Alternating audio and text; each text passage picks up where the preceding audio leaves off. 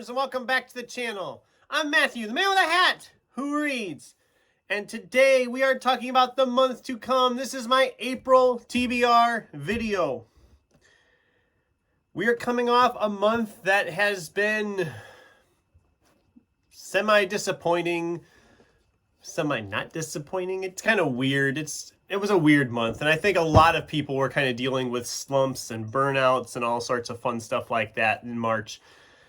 I don't know what it was. It's probably a combination of things, but I didn't get a lot of stuff read in March compared to January and February. I still got a decent amount read, but I am going to go all in for April. April is usually a huge reading month for me. I have a ton of books here. Counting the 2 that I currently have in progress, I'm hoping to read 15 books in April. That's probably a bunch too many, but we'll see how the month plays out. We're going essentially with an anything goes type theme. I mean, I'm not picking any specific genre. I'm essentially went through and thought, okay, these books have been here a long time. Some of these have been here for a couple years. Some of these I've had since before I started BookTube. So we're going to tackle some of these suckers that have been here a while. But first, we have to talk about the books I didn't quite get to in March, or didn't get finished with. This one wasn't in my original March TBR, but I all of a sudden realized after I filmed it that, hey, Easter is at the end of March, beginning of April. What better time to read Lamb, the Gospel According to Biff, Christ's Childhood Pal by Christopher Moore. So I started it, didn't get very far yet, but I'm making decent progress, and by the time you watch this I'll probably be a lot farther, but I'm going to obviously be finishing up this one early on in the month. I don't think you need to worry about that. That'll be pretty early in the month. And then Tim O'Brien's In the Lake of the Woods was the last one from that TBR I didn't get to, and I am barely started with that one, but I am started, and we'll be reading this one pretty early on in the month as well. I'm thinking both of these will move at a pretty decent pace, and I'll get them done sooner rather than later. Those are the holdovers. Let's get into the actual stuff I'm planning to read, starting with some library books, because I didn't have enough to read. We have Karen Thompson Walker's The Age of Miracles. I didn't know a lot about this book, other than essentially I read a synopsis said about, oh, it's a family kind of dealing with what happens when the Earth's rotation starts to slow and eventually stop, and how that will affect everything. I mean, it's a coming-of-age story with an apocalyptic end-of-the-world type disaster going on, which sounded interesting to me. I'm a little concerned because this book was purchased by the library back in 2015 as a replacement copy. I don't know, when was it published? Oh, I'm stalling, I know. Published in 2012. They replaced it in 2015. And I am the first person to check it out in this replacement copy. So that's disheartening, but it's not very long. I have a feeling it'll move along at a really brisk pace. So I'll be reading that. Then we have Michiko Aoyama. I'm butchering that name, but What You Are Looking For Is in the Library. Wow, there's some serious glare there. Can you see it without the glare? Kind of, maybe. Essentially, it sounds like I've heard a lot of comparisons to this one to Before the Coffee Gets Cold, which, if you're a longtime viewer, you know I love that book so much. It's only 300 pages. The print is pretty sizable. I mean, there's some illustrations in there, looks like. If I can get the page turned. Like there, we got an illustration going there. I think this will move pretty quickly as well. If it moves anything like Before the Coffee Gets Cold, I will get this one done fairly quickly. So that might be one of the first ones I tackle from the library, actually. It might be the first library one I tackle. And then we have Riley Sager's The Only One Left, which This is the only one left that I haven't read by Riley Sager yet, so I'll be all caught up when the new one comes out here in June. Riley Sager's like a writing machine. I mean, every year we get a new Riley Sager book, and they're thrillers. They sometimes have some suspenseful, gothic-type themes to it. The covers are always pretty cool. This one I'll probably enjoy enough. I don't know if I'll love it, but I'll probably enjoy it somewhat. I mean, that makes no sense. I might not love it, but I'll enjoy it. It's been a long time, guys. Sorry. But all three of those library books sound interesting to me. I think I'll enjoy them all enough. Whatever. Now let's get into our own stuff here. Like I said, a lot of these I've had sitting for a while, or just kept putting them off. So, first one up is Sean Grigsby's Flame Riders, which is the third and final book in his trilogy about firefighters fighting dragons. I've had this book sitting here for a couple of years, and I can't read this one until I reread books 1 and 2, Smoke Eaters and Ash Kickers. And yes, we have a dragon on there, Phoenix on here, and then more dragon.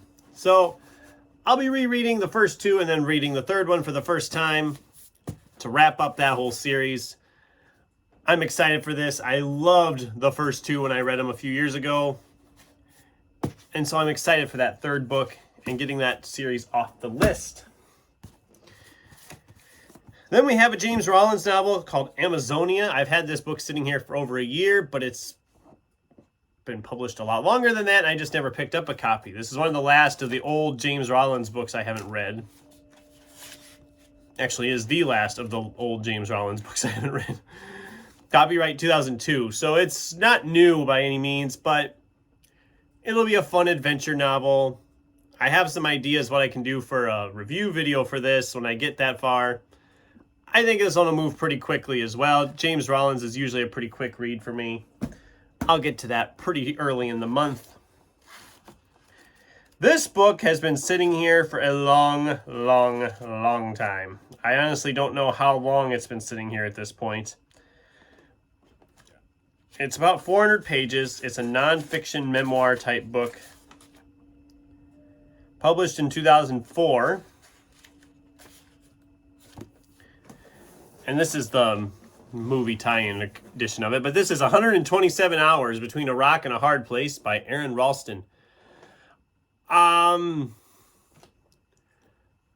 Yeah, the movie was great.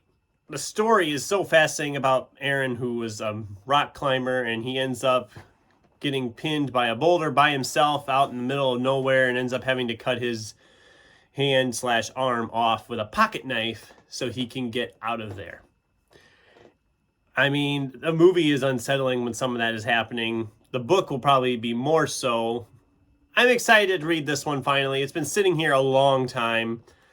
I don't even know how long I've had this book sitting here. I got it used somewhere. I bet it was before BookTube. I know that. It's probably one of the oldest books in my TBR that I haven't read yet, of course. So with this one being in second place, The Long Journey to Jake Palmer by James L. Rubart. I've read James Rubart in the past. I've enjoyed his stuff okay. They're very much like an inspirational, becoming a better person type deal, you know. I'm sure I will enjoy this when I pick it up enough that I'm glad to have read it. The print's not very big, not very small.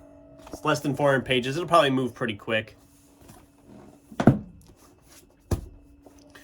Matt Ruff's Set This House in Order, A Romance of Souls has been also sitting here for a while. I'm a big fan of Matt Ruff. All of his books kind of dive into different genres, so I'm excited to read this one. This is more of like a ghost story, romance type deal, it sounds like. I'm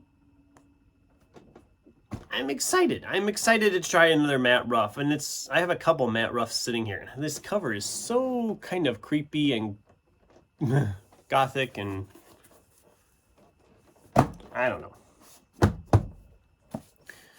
This book I was originally going to read last June, and I've picked it up different times and put it in TBRs and said I was going to read it. I never did.